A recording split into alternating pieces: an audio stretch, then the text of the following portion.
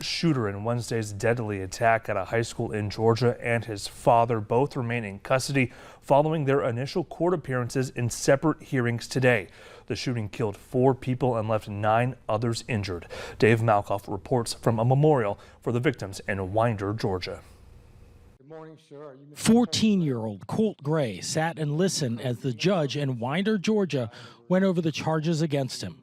I want to make sure that you are aware that you have the right to remain silent. You don't have to say anything at all. The teenager faces 4 counts of murder for Wednesday's shooting that killed 2 teachers and 2 students at Appalachia High School. The district attorney says his office expects to file more charges against the defendant in connection with the 9 people injured in the attack. Shortly after his son's hearing, 54-year-old Colin Gray faced charges including second-degree murder and involuntary manslaughter. CBS News has learned investigators believe he bought the AR-style rifle used in the shooting that appears to be in this video as a gift for his son. The purchase was made in December and came after both of them assured deputies in May of 2023 that the teen had not made any school shooting threats. CBS News has obtained audio of that interview. You're saying that you didn't say anything like that, and I got to take you at your word, and I hope you're being honest with me.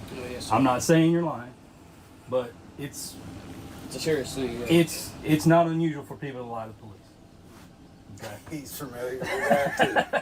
And back here at Appalachia High School, there's a second part of this story playing out where students, faculty, friends, strangers are showing up at these growing memorials to those students and teachers who died here. We're praying for everyone and take this situation and just say love prevails. A community trying to support one another as it grapples with a senseless tragedy. Dave Malkoff, CBS News, Winder, Georgia. Because the alleged shooter is a juvenile, the maximum penalty he would face if convicted is life without parole. The charges against the father come 5 months after the parents of Ethan Crumbley became the first parents in the U.S. to be convicted in connection with a school shooting that their son carried out in 2021 in Michigan that killed 4 students.